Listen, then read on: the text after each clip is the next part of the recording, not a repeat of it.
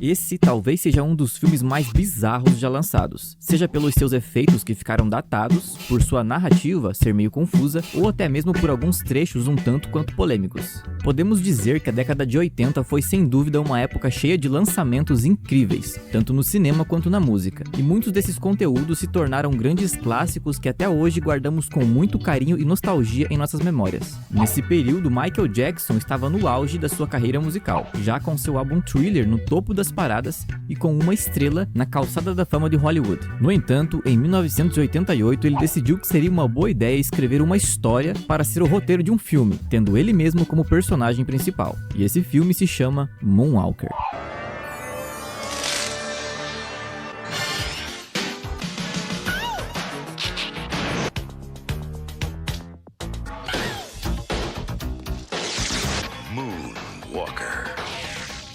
É algo muito comum nós termos boas lembranças de filmes antigos que assistimos quando éramos crianças, e que se forem assistidos de novo hoje, estragaria completamente a nossa experiência e acabaria com a nostalgia. Seria Moonwalker um desses filmes?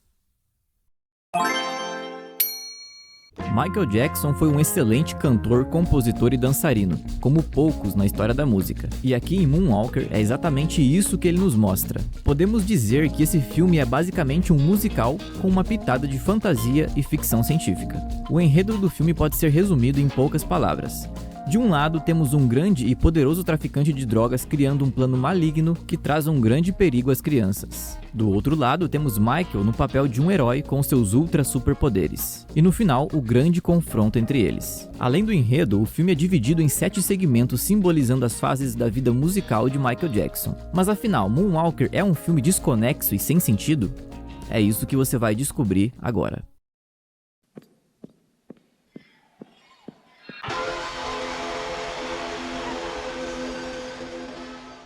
Bom, para início de conversa, o filme completo com os créditos tem 1 hora e 28 minutos de duração, e a primeira fala acontece apenas aos 16 minutos de filme, mas o primeiro diálogo de fato acontece somente aos 20 minutos. Antes disso, temos várias imagens alternando entre Michael em suas performances, acontecimentos históricos e pessoas em situações precárias. E se liga como fica a linha do tempo do filme, dividida entre clipes e diálogos. Pra gente conseguir entender se o filme é ou não desconexo, a gente pode começar analisando o início. Bom, pra você que curte uma nostalgia, o filme começa com uma frase bem nostálgica que eu tenho certeza que você já ouviu em algum filme.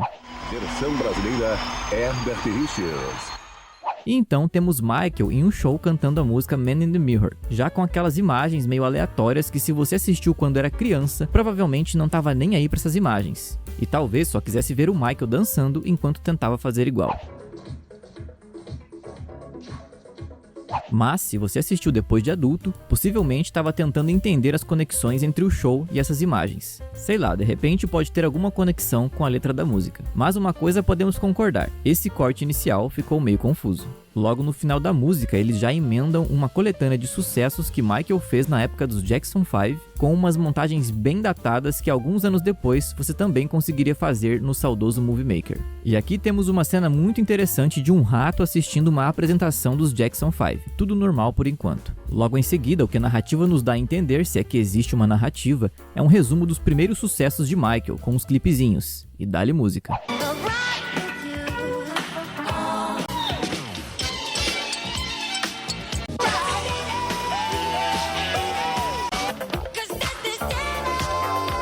Depois de vários clipes, chegamos ao famigerado momento bad com crianças. E a questão é, por que com crianças? Só por ser fofinho? Qual o sentido narrativo? Enfim, aqui é onde temos aquela primeira fala do filme. Qual é o problema? Seguindo em frente, Michael acaba sendo reconhecido por alguns fãs malucos. E assim, pessoal, a minha ideia era realmente produzir um vídeo falando sobre a narrativa e a produção do filme de uma forma mais séria, mais documental. Mas daí eu vejo essa cena com esses bichos bizarros. Não! Michael Jackson! Sério, que tipo de stop motion sinistro é esse? Duvido que alguma criança não tenha tido algum pesadelo com essa cena. Então todo mundo começa a perseguir Michael do nada. São fãs, paparazzi e até o xerife a cavalo. Avaliando de forma rasa, essa perseguição não faz o menor sentido. No entanto, se a gente for mais a fundo, talvez isso seja uma analogia à vida real e às perseguições que Michael sofreu devido às polêmicas em que ele estava envolvido na época. Enfim, Michael encontra uma fantasia de coelho que mais pra frente a gente descobre que se chama Spike e decide usar ela para despistar a galera. E quando ele finalmente consegue passar despercebido, ele faz isso.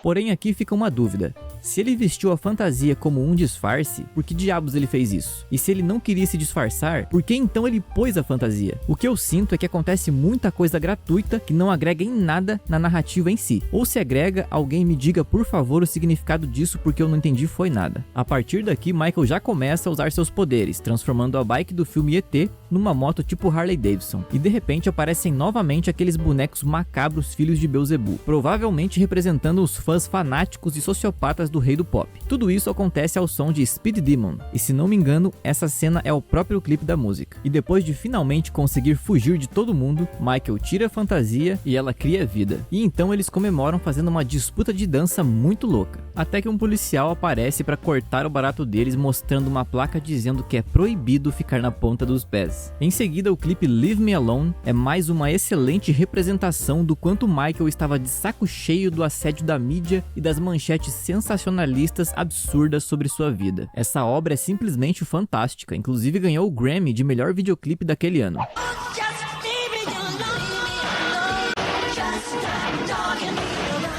Beleza, mas cadê aquela história do enredo do traficante, do plano maligno e das crianças? E então, agora aos 36 minutos de filme, finalmente temos o início da trama propriamente dita. Mas nada muito impressionante. Umas crianças falando meia dúzia de qualquer coisa e aí um flashback do Michael brincando com elas pra gente entender que eles têm uma conexão. E em seguida o vilão explicando seu plano maligno envolvendo crianças e substâncias ilícitas que, se fosse lançado hoje, causaria uma grande polêmica. Ao fim desse flashback, acompanhamos mais uma perseguição implacável, dessa vez com o traficante caçando Michael, porque ele sabe do seu plano maligno e diz que ele não pode fazer isso.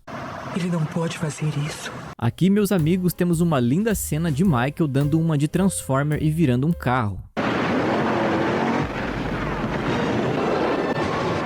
Top demais. Depois de conseguir se safar dos traficantes, só tem uma forma de dar continuidade no filme. E se você pensou em iniciar o clipe de Smooth Criminal, você está certíssimo.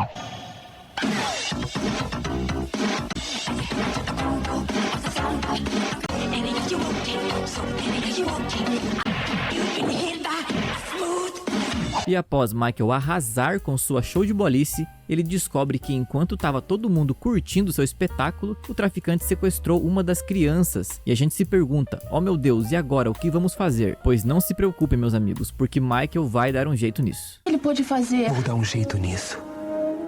E Michael, determinado como nunca, vai até o covil dos vilões para enfrentar um exército de capangas sozinho. Mas quando percebe que vai dar ruim, ele invoca o maior dos seus poderes com a sua poderosíssima voz. Então começa a ter uma série de transformações extravagantes enquanto vai detonando os inimigos, finalizando com uma nave espacial muito louca para derrotar o chefão com raios laser. E enquanto a gente vai se recuperando de toda essa adrenalina, Michael volta como humano e leva as crianças para curtir seu show no backstage na faixa. Então o filme acaba com o Michael cantando Come Together e arrasando como sempre. Bom, depois de toda essa análise, podemos chegar em algumas conclusões. Primeiro, como um filme com enredo e narrativa, Moonwalker deixa muito a desejar, e temos várias ocasiões sem sentido e desconexas. Segundo, o verdadeiro propósito da criação desse filme foi para promover o novo álbum de Michael, Bad, e sua turnê Bad World Tour, que seria sua primeira turnê como artista solo. Então, no final das contas, nem podemos considerar tanto essas regras técnicas de roteiro e narrativa que o cinema impõe nos filmes em geral. E por último, mas não menos importante, estamos falando de Michael Jackson, que vai ser para sempre o rei do pop.